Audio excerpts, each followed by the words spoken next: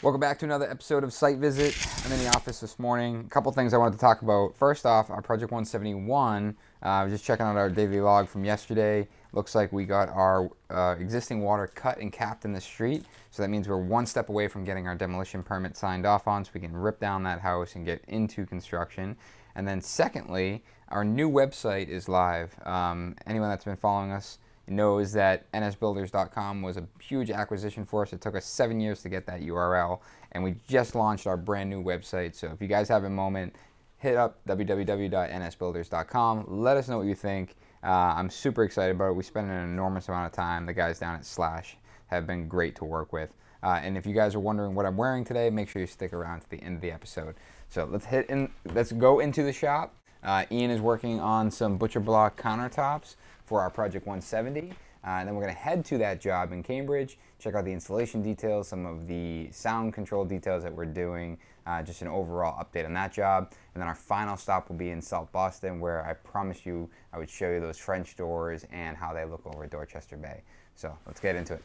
All right, so one of the details that we're doing in Project 170 is this butcher block.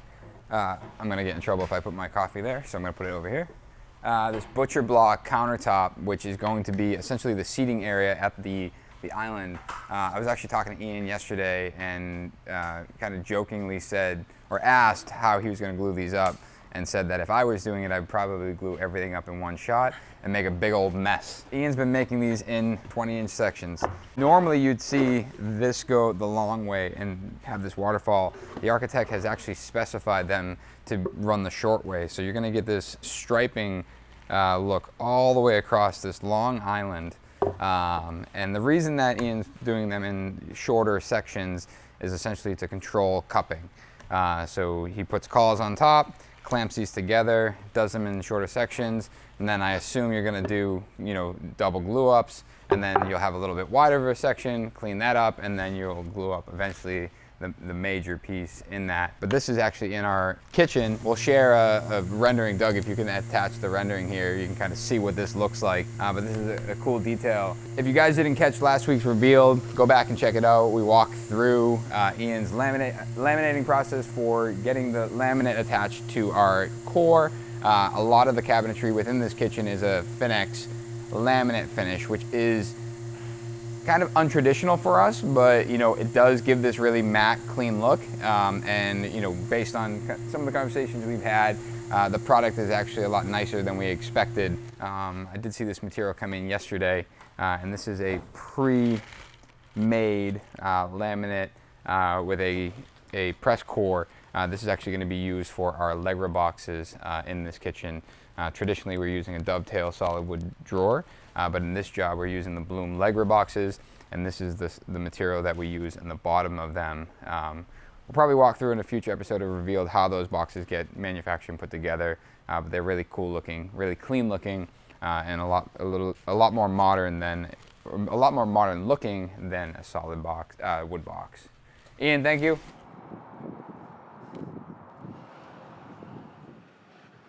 What's up, guys? So we're over at Project 170 in Cambridge, and previously we talked about this air handler and how we had to push it up into this space and be really compact. You can see now the ductwork is installed, and I wanted to walk you guys through this because as you see over here, the ductwork wraps around and goes up into our loft space above. I mentioned it in our previous episode, is that the ceiling is going to skim right underneath this ductwork, but the intricate details and the reason that we had to put the air handler in this position is because what's above. So why don't we go up in the loft and I'll show you what's going on. So one really important thing to note is directly across there is where you walk into the home, and on this knee wall that's below this truss is actually supply area that not only supplies here, doesn't supply here, supplies down there, and there were going to be registers in that wall. Now, I've talked about this in other episodes. We didn't want to see those registers, so we wanted to come up with a better detail. And what you can see here is that ductwork we were looking at below actually runs up this wall cavity and then dumps out into this, the opposite wall. And if you look closely, this wall is actually framed at a higher elevation than this. And right now it just looks like a double wall with registers coming out and kept back. But in fact, what's going to happen, this wall is going to get plastered and this is going to have a cap And then this wall over here, this right here has not been finalized, but essentially if you can envision that this is going to get capped, and a small linear diffuser is going to go along the entire length of the wall. So this air is going to spill out along the entirety of this wall. And what that does is a couple things. Number one, you don't see a register. The air just kind of passively makes its way over and into the space necessary without having any restrictions or having registers on the wall that you're going to see. It also keeps the separation between top of plaster and this steel. Now, originally designed, this wall is going to go tight up against the steel, but that makes it a really hard transition due to the irregular nature of steel. In this case, we would have ran a stop bead and then plastered up to it. It's really important then that, you know, when you have dissimilar materials like that, you're not just trying to plaster into the bottom of the steel and letting that be a paint line. We try to be more intentional with that, where there's this, you know, whether it's a stop bead or a really intentional gap between it, because what happens when you have that intentionality is that when you look up, you're getting this really clean straight line, rather than trying to, say, caulk the wall to the bottom of the steel, and then you're trying to create this fictitious straight line by painting it, when the reality is you're just never going to get that. So having an intentional separation or an intentional stop really helps that from an aesthetic standpoint. Now on the other side, this is feeding the office space, the loft up here. And what they've done is they've actually come up and they have these really wide registers in the bottom of the wall. This entire wall is going to be cabinetry. So if you can envision, the cabinetry is going to sit on top of this, and this is going to come out our toe kick. So we'll incorporate that into our continuous toe kick, making sure that the air comes up and then into the space up here.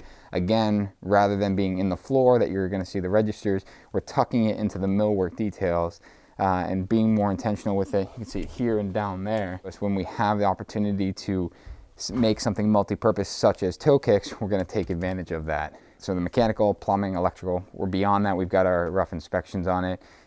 We've actually done a 3D scan of this place before we insulated. We brought Multivista in. They did a complete 3D scan of the entire home.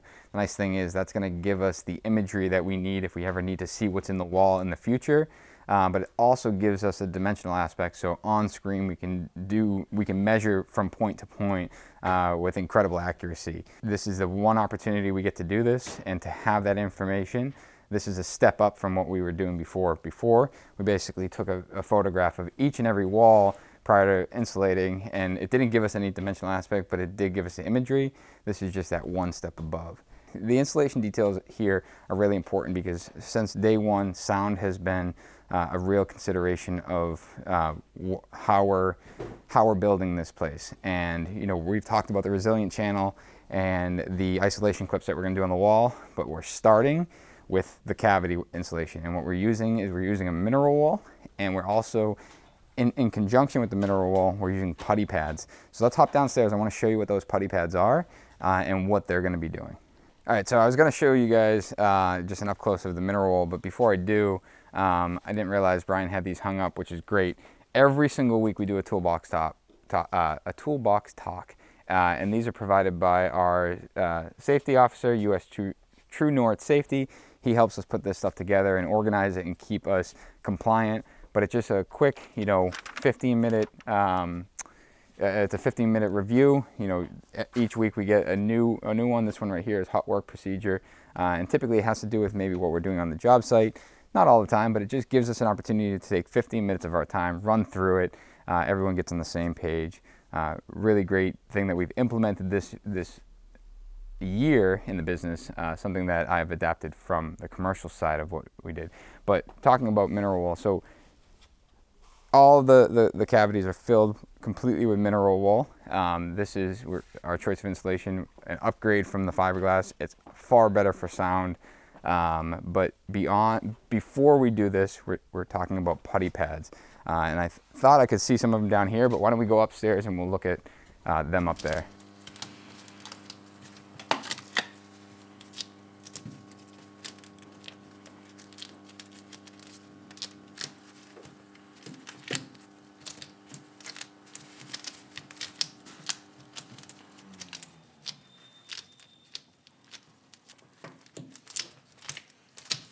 All right, so we're up in the primary bedroom, and this is a perfect example. Here is a putty pad, and what we're looking at, if you guys remember, this is a multifamily building. There's multiple condos. This is the backside of the neighbor's wallboard, and this is one of their receptacles. So as sound is moving around within their space, it's going to make its way into these receptacle boxes, thus getting into this cavity and then transferring over. Obviously, being deadened, the further it gets, towards here. But we have this opportunity to spend a couple hours and a couple $100 taking these putty pads. We've asked for their permission to wrap these boxes. It works to their benefit as well as ours. So we wrap that, make sure we contained it, and then we're adding our mineral wool insulation for sound. Now, none of the insulation in this place is for thermal. We are within a contained envelope. This is all for sound, so to prevent sound transmission from unit to unit, and behind me, between bedroom and bathroom, and then bathroom from common space. So all of this is installed for the sound, the comfort for sound. If you think way back to one of the original episodes, we installed a vapor barrier on top of the slab to help combat radon. What you're going to see is we're going to actually install a Sega Myrex on the wall, and that's going to tie into our vapor barrier. And what that's going to allow us to do is contain the air within this home and run it through the filtration through our ERV. So we're controlling the air without having any of the in-wall contaminants make its way into the living space, and really creating this envelope that we have more control over from filtration and just overall freshness of that air. That's really what is our focus here today. It's obviously a quiet day. It's even quieter with all this mineral wool on the wall. It makes it almost eerie quiet. The guys just headed to break. Next for us is we're going to go for installation inspection, and then we get our blue board and plaster on site. Really excited about the plaster work here. We spent a lot of time with our plasterer walking through some of the details. There's going to be a lot of interesting details and bringing a lot of the modern aspects that you've seen on some of our other projects in here in this project.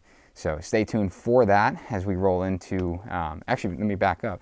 Before we get into plaster, we got to still do that resilient channel and isolation clip, which I know we're going to film and share because that's the last part of our, our acoustical treatment to these parting walls. And that's going to be a really important part of that system prior to plaster. And we're also doing a double board system with an acoustical glue between it. So you'll see all that in a future episode.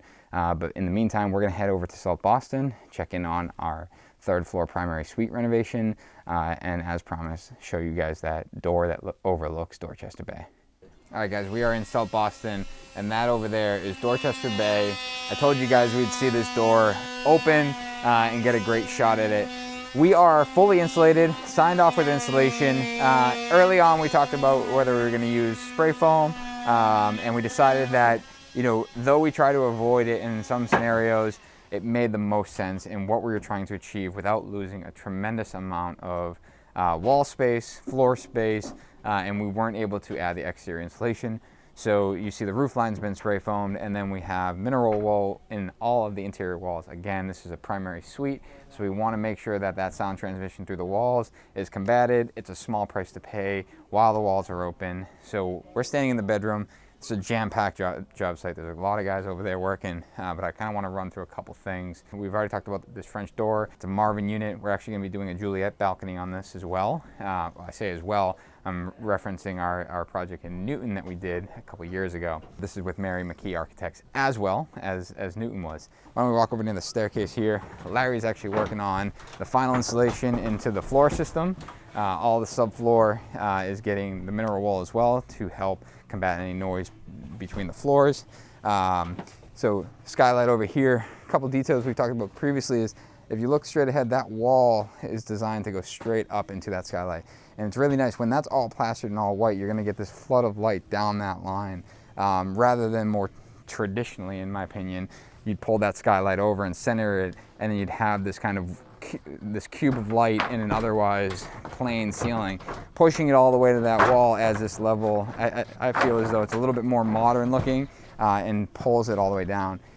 If you look up inside that skylight too, you actually don't see any of the skylight framing. We've built in our framing, and we'll continue to make sure that it's consistent all the way around. That plaster will go up to a stop bead, so when you look up, there will be no framing. It will just be plaster and then glass, so it's really just straight sky. We'll walk this way. Thanks, Ian. Sure. So you can also see our staircase has been installed. This is our main point of access now. They got the temporary handrails installed, and this is we're prepping right now with the handrail. We actually had a meeting yesterday, and we're going to continue the original handrail up all the way up. We're going to create a wreath down below, a wreath up here, and tie it into this wall right here, and then we're going to do a slightly modified version of the original balusters. You can see looking up here, and then we've actually taken the angle of the roof and then brought this side down to really allow the light to pour down, pulling that line across more of the staircase. The other detail in this hallway here is that we have this access panel. We're going to talk about this. Maybe I'll do a whiteboard explanation of it. I was talking about that access panel on our South Boston project. If you can envision, this is kind of a cut through.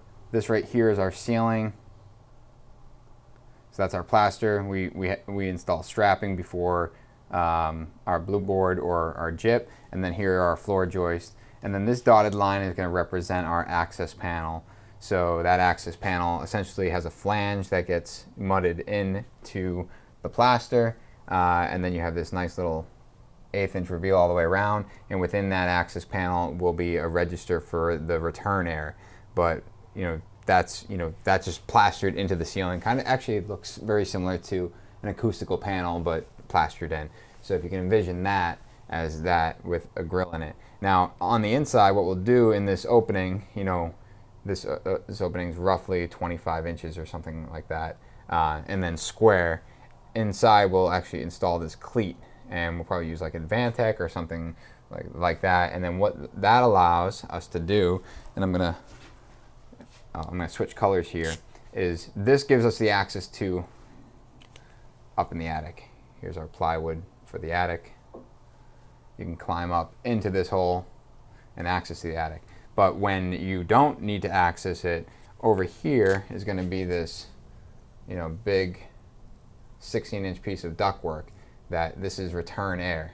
So what will happen is that we're actually going to have our sheet metal guy make a sheet metal box essentially like this, right? And then they'll have an outlet on it. Usually it's like ribbed like that, and that will just sit down onto these cleats, and then that flexible ductwork will connect over here, and then it will zip tie and tape whatever that connection is. So what that allows it to do is when this is in returning air, it's creating pressure here, so it's always going to keep it down. If this was supply, you could create positive pressure and push this thing up. But instead, since it's under vacuum, it's actually going to keep that tight, and then obviously pull the return air into and then back into the unit. And then when we have to access it, you basically take this and push this up and out of the way and kind of off to the side so you can access the unit. And like I said, this right here, this access panel, that's a Balco unit, and essentially it looks like a big square, and then has a return grill put into it. So hopefully that makes sense. So the reason we ended up doing this all in one is because it's a short hallway, and we're trying to reduce the amount of things on the ceiling. We have the skylight, the lights, the smoke detector, and an access panel. We don't want to continue to flood this with large access panels and return air. That's why we made that double duty. Looking in here, massive primary closet. Like I said, Larry's getting the last of the floor insulation in. That way we can get the subfloor down, and that and that will complete our soundproofing between the floors. And one note, you can see how it's a bat and then an airspace. That airspace actually helps with some of the sound. Keeping an air gap between the insulation actually works better than filling that completely up with insulation, at least from what we found in previous circumstances. You can see how tight everything is on that exterior wall. All the ductwork actually runs from the attic down, and a lot of that runs down to the second floor. So really tight quarters. That's why we weren't able to bring in any of the exterior walls or shrink any of the spaces. Everything had to be really well thought out. One note I didn't even mention, this here is a shared wall.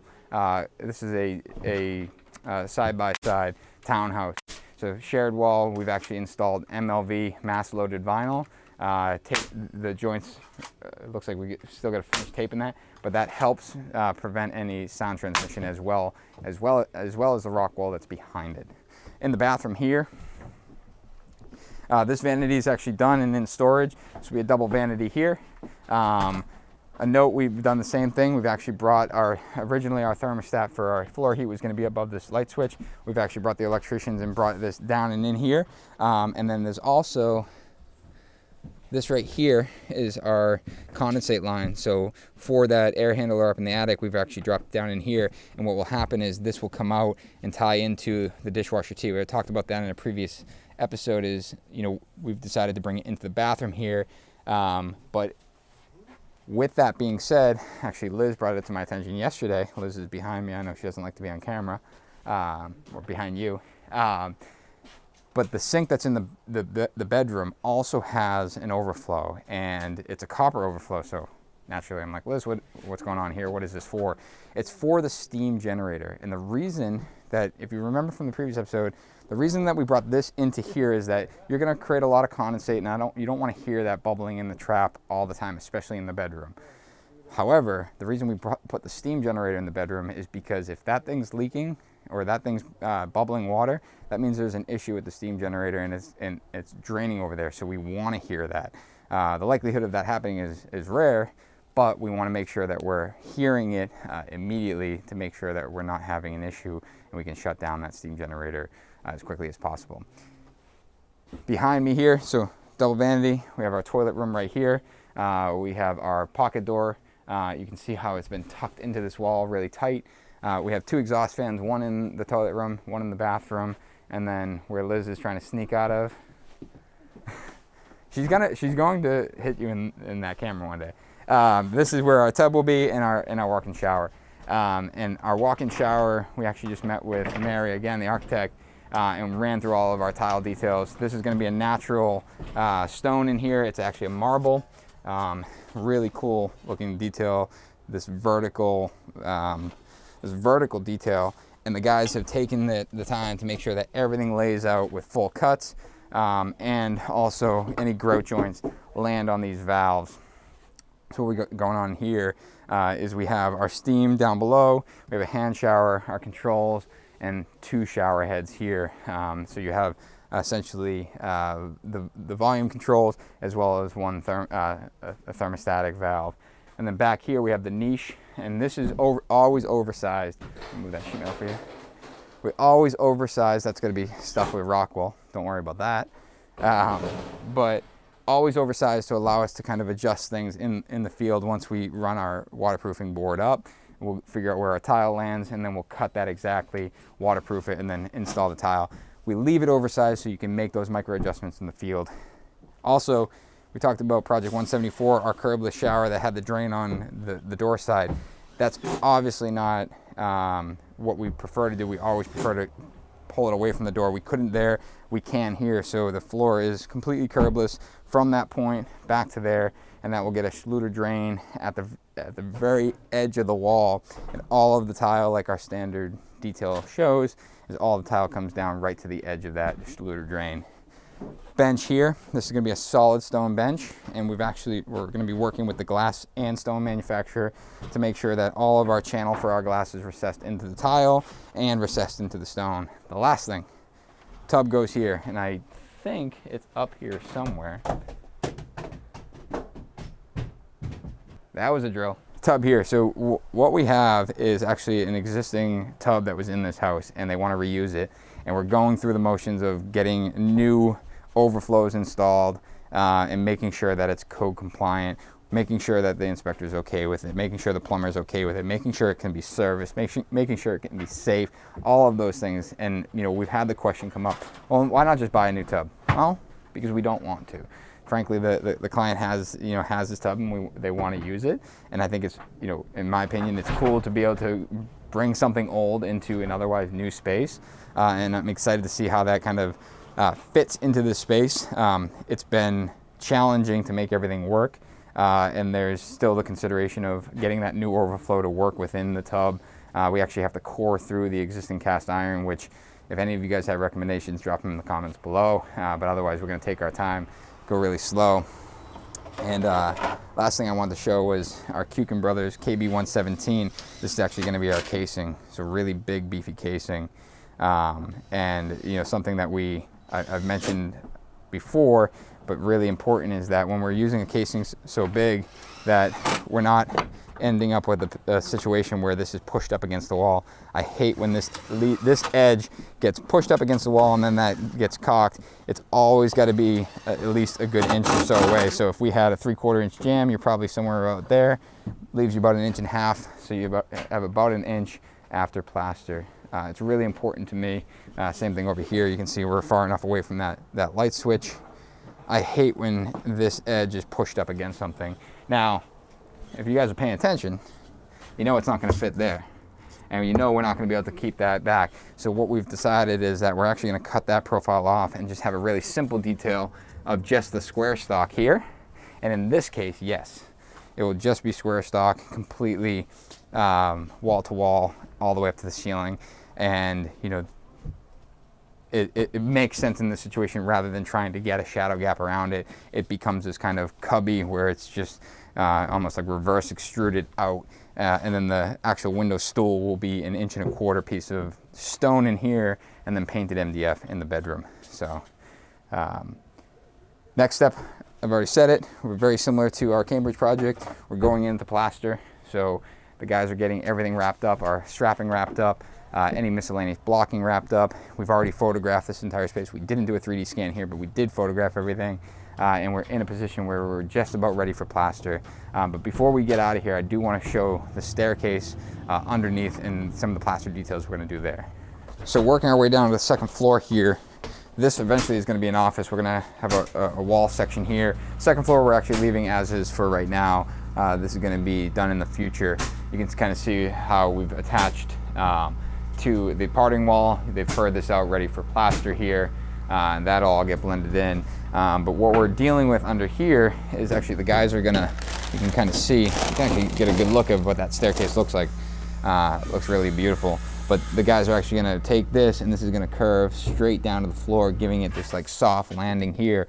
And then that bottom side gets plastered into a curve underneath, which is going to really tie in nice to some of the other curves that are in this house. You can see under here, the guys have already started installing their hat channel. They've added a center stringer just for extra rigidity, not only for the hat channel, but just for the stairs going up. Not completely necessary, but we figured, hey, the stronger the better. And that hat channel will go up, and then you can kind of follow that curve and see how it hits that corner. But when it follows that curve, it's also going to curve up to here. So if you can envision this is all plaster that's going to curve down underneath the stairs, very similar to the original staircase below, which is the intent is to build something more modern, but have it respect what is below it, and doing that within the parameters that we're given. One thing that we've eliminated on this stair is this little half wall curve from a cost standpoint, but also just kind of modernizing that upstairs. But I think, temporary platform here, but you can, Doug, if you come over here, you can actually see that laminated Advantech beam that goes from the brick wall all the way up to our outside stair opening framing that helps support that. And then you can see the secondary one that they've added for additional stability and strength. And just for future, just for reference, this is where the old staircase used to be. It was this really tight, kind of back quarters staircase, and this will gain them additional square footage back on this floor for the future, whether it becomes a laundry room or just additional storage. And you can see that we've actually utilized that back corner as our chase for everything: our gas, our line set, hot cold, our plumbing, drain, vent, and electrical. Really condensed everything in one spot. So guys, appreciate you watching another episode of Site Visit. Stay tuned tomorrow for another episode of Revealed, and Thursday for an episode of the NS Builders podcast. If you guys were wondering, I'm wearing the same PacSun jeans I wore last episode, and a J. Crew, my go-to plaid shirt, and my shoes are Vans. So everyone that's been asking, I think it's ridiculous, but hey, I'm happy to add that to the end of this video. Make sure you turn on notifications, subscribe, and we will see you guys next week.